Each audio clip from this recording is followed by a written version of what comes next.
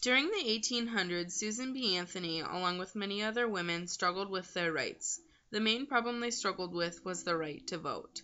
As most of you should know, women were not able to vote until 1920, when the 19th Amendment was passed.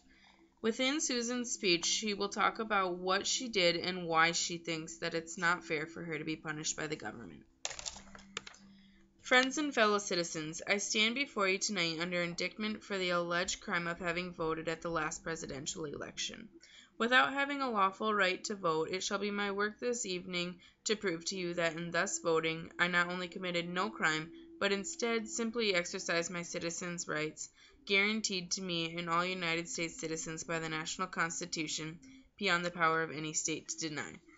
The preamble of the Federal Constitution says, "We, the people of the United States, in order to form a more perfect union, establish justice, ensure domestic tranquility, provide for the common defense, promote the general welfare, and secure the blessings of liberty to ourselves and our posterity, do ordain and establish this Constitution for the United States of America." It was we the people, not we the white male citizens, nor yet we the male citizens, but we the whole people who formed the Union. And we formed it not to give the blessings of liberty, but to secure them, not to the half of ourselves and the half of our posterity, but to the whole people, women as well as men. And it is a downright mockery to talk to women of their enjoyment of their blessings of liberty while they are denied the use of not only means of securing them provided by this democratic Republican government, the ballot. For any state to make sex a qualification that must ever result in the disfranchisement of one entire half of the people is to pass a bill of attainder or an ex post facto law, and is therefore a violation of the supreme law of the land. By it the blessings of liberty are forever withheld from women and their female posterity. To them this government has no just powers derived from the consent of governed. To them this government is not a democracy, it is not a republic, it is an odious aristocracy, a hateful oligarchy of sex, the most hateful aristocracy ever established on the face of the globe, an oligarchy of wealth where the rich govern the poor, an oligarchy of learning where the educated govern the ignorant, or even an oligarchy of race where the Saxon rules the African, might be endured.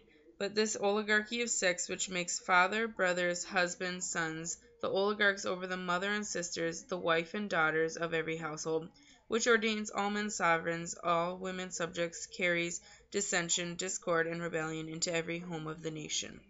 Webster, Worcester, and Bouvier all define a citizen to be a person in the United States entitled to vote and hold office. The only question left to be settled now is, are women persons? And I hardly believe any of our opponents will have the hardihood to say they are not.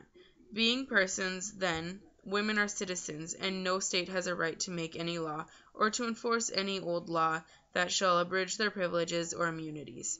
Hence, every discrimination against women in the constitutions and laws of several states is today null and void, precisely as if every one against Negroes. Although she was tried and then fined $100, she refused to pay it because once again she was just exercising her rights as a citizen of the United States, and she wasn't hurting anyone else by doing so. In my opinion, the government is wrong in doing this because they aren't following the Constitution and nothing is equal. As for now, it is up to you to decide if what happened to Susan was fair, or if the government was wrong for punishing her. Keep in mind that the national Constitution states that our rights need to be equalized in order to form a better union.